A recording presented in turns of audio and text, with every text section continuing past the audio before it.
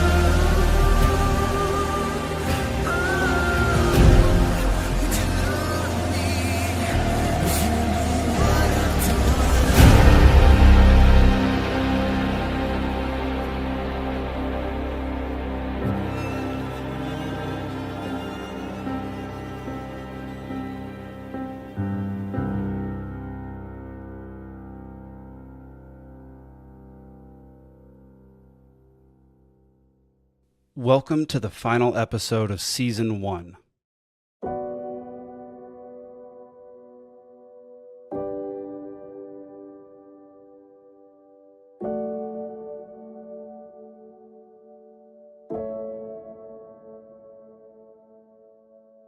Allow me to rip off the Band-Aid by stating that this episode will not provide a satisfactory conclusion to the story of Mike Hanson. The wheels of justice move ever so slowly, and it could be months or even years before we get closure. Rest assured, however, that we will continue to work on this case behind the scenes to seek justice for Mike and his family. When we have new developments in the case, we will retroactively add episodes to this season of the show, so you won't miss anything.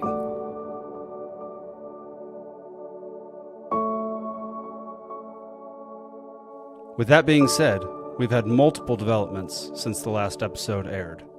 An update tonight on a case involving a shootout that resulted in the death of a man. A jury has found Pamela Polajeski guilty for tampering with evidence and solicitation. Last March, a Cascade County deputy was executing a search warrant at her home in relation to a previous animal cruelty charge. A man at her home fired at the deputy, and the deputy was shot in the shoulder. The other man was killed. This was not her first run-in with the law. In May of 2020, she was charged with several counts of animal cruelty.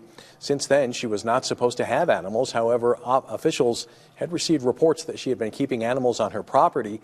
That's what led to the deputy trying to serve a search warrant. No word yet on her date of sentencing. Before we address Pam's sentencing, we've got to talk about this news report. If you've been watching our show from the beginning, you may have been able to recognize the 5 errors that he just stated in fewer than 60 seconds of airtime. Last March, a Cascade County deputy was executing a search warrant at her home. First, it wasn't last March, it was February. Second, the deputy was not executing a search warrant. He showed up without it. Third, it was not her home. It was a property she owned. It was Mike's home. A man at her home fired at the deputy, and the deputy was shot in the shoulder. Fourth, the man didn't fire at the deputy. The deputy fired at the man, Mike Hanson. Officials had received reports that she had been keeping animals on her property. That's what led to the deputy trying to serve a search warrant. And fifth, they did not respond to reports of her keeping animals on her property. We have proven each of these statements to be false. We only mention this to say that if you're going to judge a situation, don't blindly trust people who provide no evidence. Over 1 year later, they are still reporting incorrect information about a man's death.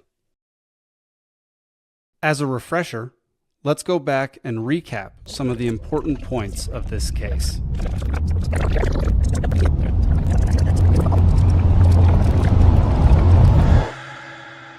On February 23, 2024, Detective Jacob Try of the Cascade County Sheriff's Office had an interaction with civilian Michael Hanson.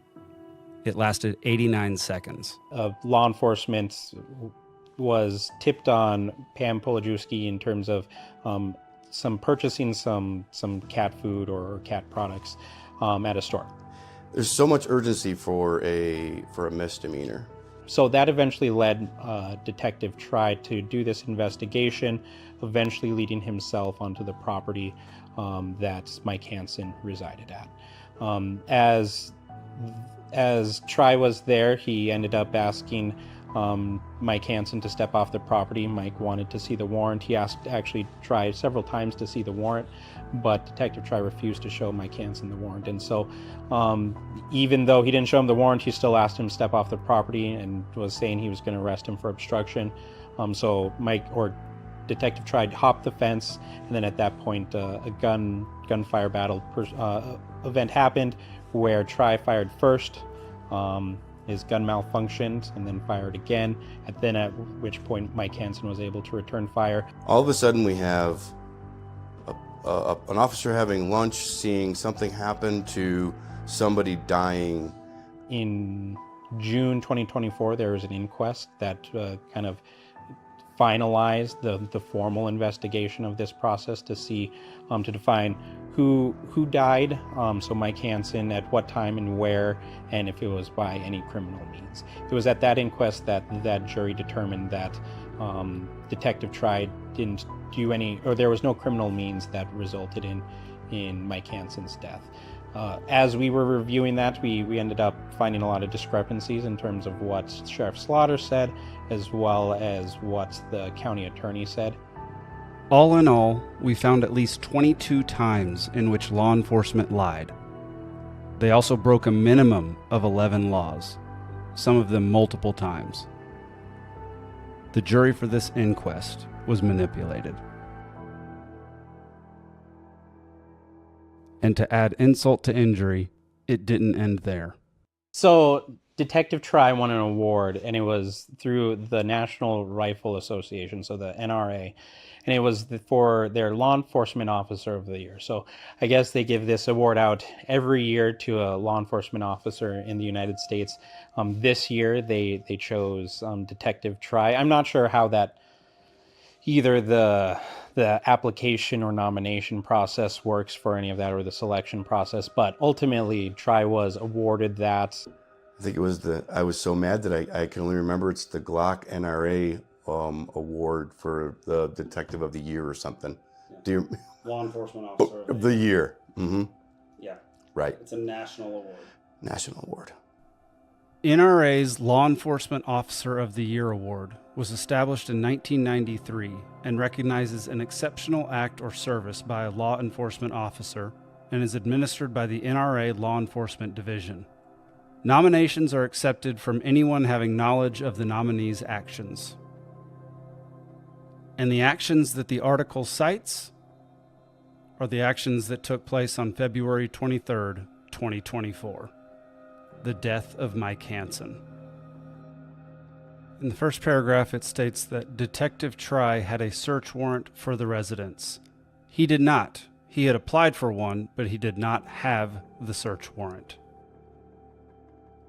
A little bit later in the article, it states that Hansen was the boyfriend of the female suspect, incorrect, and was upset that law enforcement was there. That's a judgment call. It also says Hansen walked onto the property. Hansen was already on the property. He lived on the property. Detective Try then ordered him to leave the property as there was a search warrant for the property, but there wasn't. Hansen continued to walk away after being told to leave the property.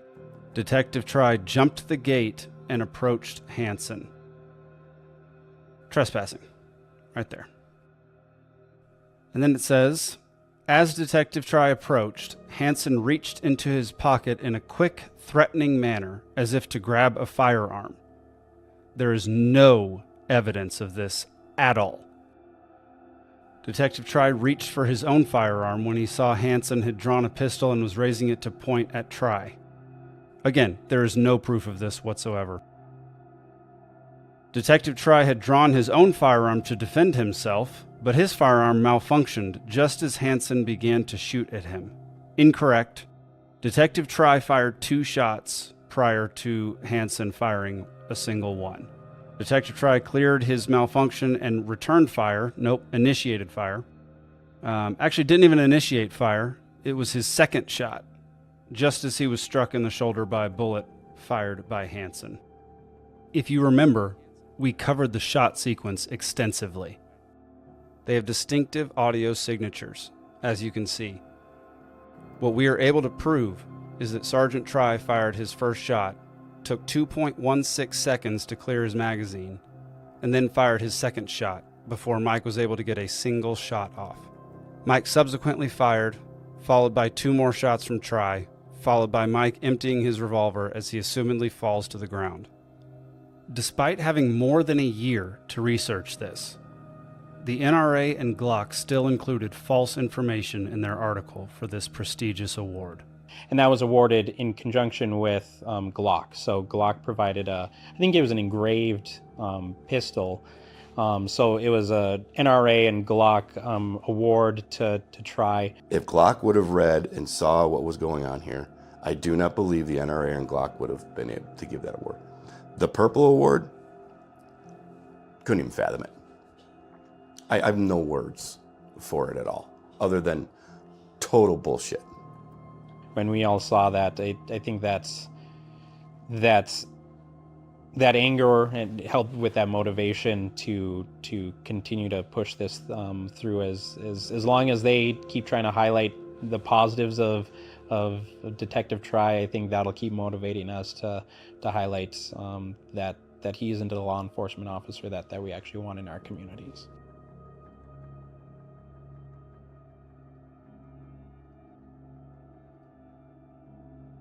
My dad didn't make any unreasonable requests.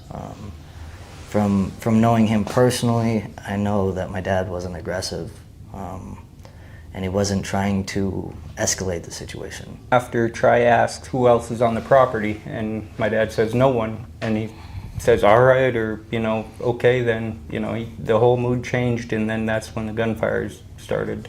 Yeah, it was such a tragedy, and my heart goes out to them. I can't imagine what they're still dealing with.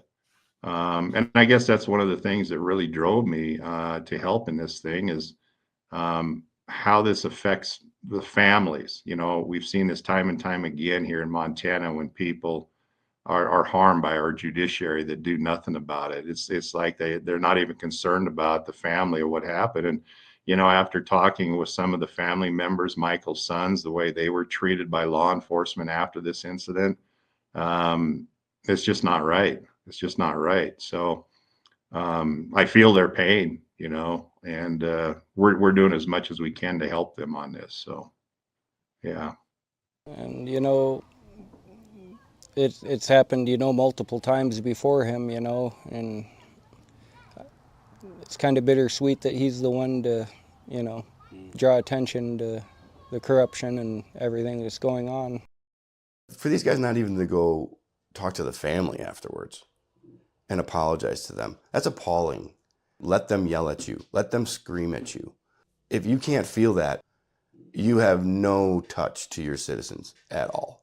And so that's really what I would like to see in all of our law enforcement is being very aware of their emotional intelligence, not only in high stakes situations like Tri was with Mike, but also when they're considering their role of their colleagues or their departments, and who is truly being outstanding officers and who isn't, and who needs to take a step away from law enforcement careers.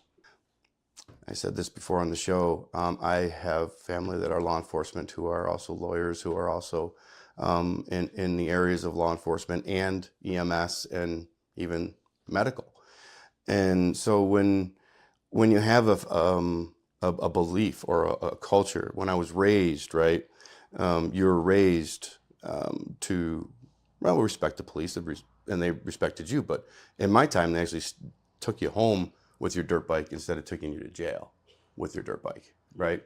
So there's been this total flip of culture in society, I think, on its head. Well, they get to that point because they've never been held accountable. You know, that's just that we've been chiming that for 5 years now with the Montana Citizens Council on Judicial Accountability. And yeah, like you said, Montana ranks second in the nation in wrongful convictions, only to Illinois, and that is in Chicago. So, and they might have dropped to third. I'm not sure. I haven't done the calculations on it in the last couple of years, but it's a serious problem. And, you know, there's been a lot of this, we call it lawfare now, going on around the country. And that has happened in Montana, and it's trickled down into some of the counties too, particularly the populous counties like Cascade, Yellowstone. These county attorneys and officers, they use lawfare to go after innocent people. They do. And not only that, but I see a rising level of, I guess you would call it friendships with the judges and the sheriff's office and the Great Falls Police Department. Instead of doing their jobs that they're supposed to be doing, and they're protecting the officers that are doing things wrong. We see this all the time. Rather than stepping forward, I get it. You know, there's a brotherhood there. You know, they want to protect one another, but that only can go so far.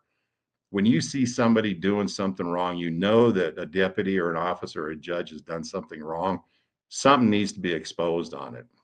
And that's just not being done. It hasn't been done. And that's why they get away with more and more of this stuff, this lawfare against people. So, and I understand they have a difficult job, you know, dealing with the public. I wouldn't want to do that. And I get that they have a difficult job, but it's time that those that know things are going wrong step up and do something about it. We have to take a very critical review of our justice system and potentially have that conversation on, can we keep this cartel or monopoly on justice in the way that we're doing it? Or are there ways that we can open this up to provide more liberty to people and actually respect people's rights? Yeah. But that's one of those big lofty things that who knows what we'll get into. But it's fun to define the goal that we should all be aiming towards. Speaking of goals, ever since this show aired in the fall of 2024, we've had an outpouring of not only support, but of requests to look into cases from citizens all around Cascade County. The sheer volume of requests has been overwhelming, so we've made some decisions on where the show will go from here. One of our goals is to help hold law enforcement accountable. We think the best way to do this is not by spending an entire season on one case, but to highlight as many legitimate cases as we can. So for the foreseeable future, we will be releasing single episodes for each case. These episodes will be longer than normal, somewhere between 1 to 3 hours. If there are updates to a case later on, we'll provide a supplemental episode. Our episode release schedule will vary, but we'll aim to get episodes out between September and May, spending June through August researching, investigating, and filming. So if you have a case that you feel needs to be covered, you can email us at cascade@peacefulsea.network. You can also contact us through Facebook or X, but email is the preferred method. We will also be releasing some bonus content that will be posted on Peaceful Sea Network, so be sure to bookmark our site and join the Dollar Media Club. You'll get updates on things we're doing off camera with some of the upcoming cases, as well as updates to the case of Mike Hanson. We, of course, submitted the information to the Supreme Court asking for a writ of mandamus to order the 8th Judicial District Court and Elizabeth Best to impanel a grand jury, and that was shot down because of supposed infractions on filing the information. I'll stop short of saying anything more there, but we are resubmitting our demand for a writ of mandamus to be submitted to the 8th Judicial Court from the Montana Supreme Court to get this thing impaneled. And we have plans to pursue it even further if that doesn't happen. There we go. Much better. Okay, so this is from the Supreme Court of the state of Montana. It was filed on July 1st, 2025. Let's see here. So petitioners Kevin Leatherbarrow, Tony Rosales, Jake Green, and Bart Crabtree, hereinafter the petitioners, have filed a petition for writ of mandamus in this court seeking a citizens grand jury in the 8th Judicial District Court, Cascade County, after the district court denied their formal petition for such relief on January 13th, 2025. The petitioners state that they filed their petition for a grand jury to be seated in Cascade County to investigate the shooting death of Cascade County citizen Michael Hanson by a Cascade County Sheriff deputy. However, the petitioners do not have standing. Standing is a threshold jurisdictional requirement that a court must evaluate at every stage of litigation, based off of Gottlob versus DeRocher 2025. Subject matter jurisdiction refers to a court's power to hear a particular type of case. Standing, on the other hand, refers to the threshold justicability requirement that a plaintiff have a personal stake in a particular case, based off Dallas v. Missoula City 2007. We conclude that the petitioners have not demonstrated a clear legal duty of the district court, nor have they demonstrated that they are entitled to the performance of this duty as alleged. Section 2726-102 Montana Code Annotated and Smith. It is ordered that the petitioner's petition for writ of mandamus is denied and dismissed. It is further ordered that this matter is closed as of this order's date. Jeez. I think it's funny how they cite a whole bunch of the code, but they don't ever cite anything about the grand jury that's already stipulated in the Constitution. Right. Wow. And I think this is right on page 2, about halfway down. To me, this is huge. Okay. They say, contrary to their assertion, the petitioners do not have a personal legal stake in the outcome of the coroner's inquest of the subject shooting. So if we're going to publicize this and we show this, I think that is a good spot to show the 1975 ruling where those justices back then said we can think of no other reason to impanel a grand jury than when local officials fail to do their duty. I'm paraphrasing, of course. I can't remember exactly what it says, but that's huge.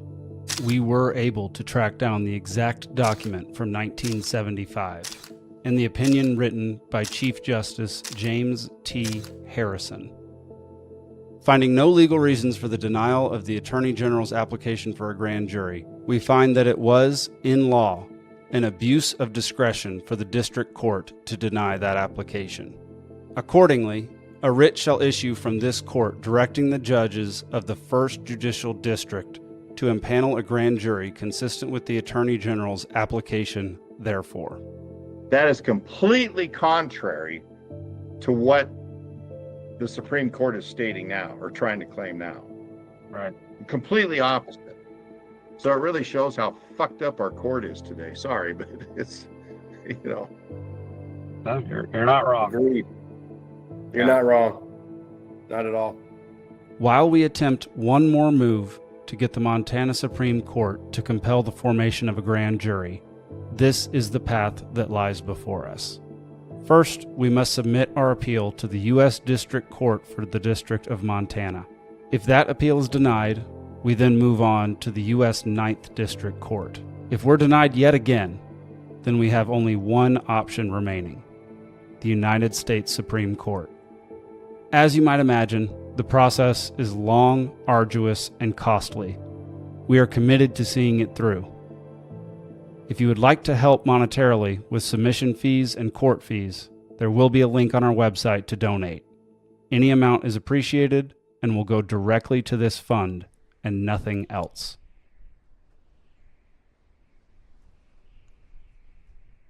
You can't shove things down people's throats. You have to be able to have a conversation both one way or the other, right? All you can do is show them what the facts are and what you think the facts are, what the writing on the paper says, and how to interpret that, and have them do their own homework. And there are some disenfranchised people out there. They're against what we are doing. As you know, we've seen comments in social media and stuff like that. Pretty mean comments, actually. But and I take it with a grain of salt, because those people don't know the facts or the first thing about what actually happened here.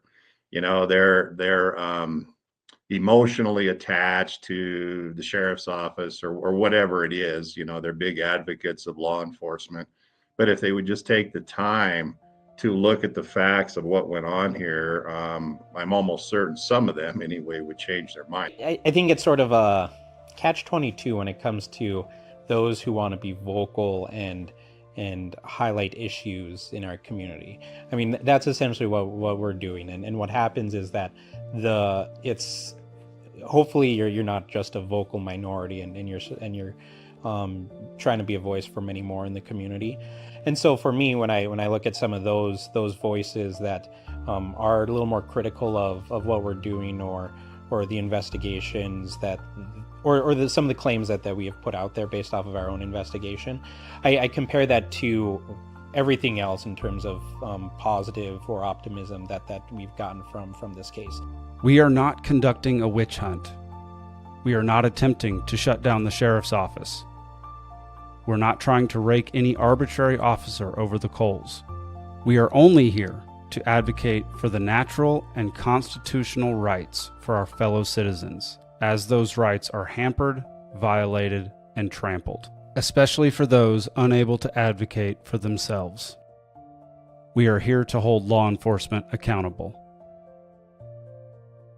We want liberty and justice for all.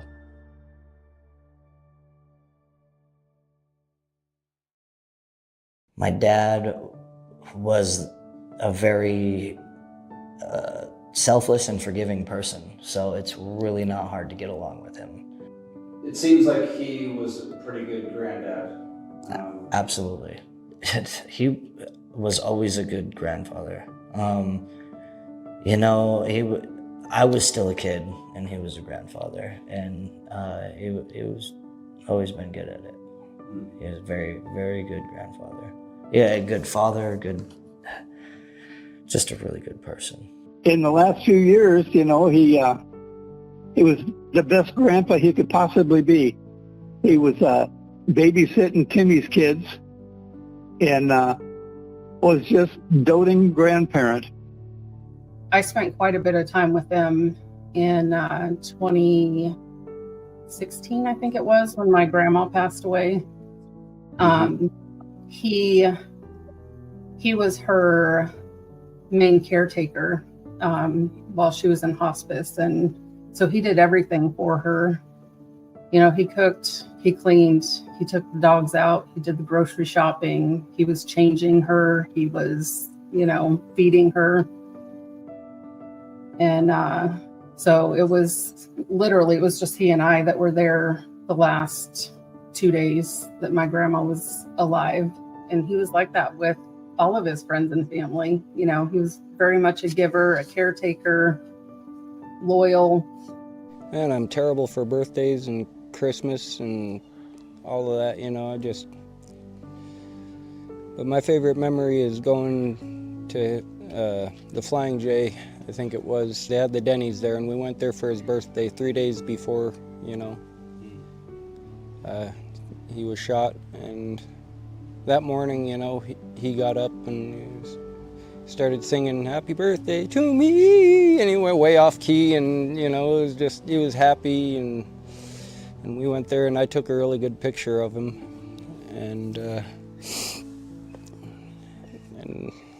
you know, then later on Facebook he said I had a great birthday, and all thanks to, you know, Tweedle, which is what he called me, and I just sent a little emoji with the sunglasses on, you know, and I should have just been like, yeah, I love you, Dad, you know, and just got it out there, but didn't want to get too mushy, and I really wish I had.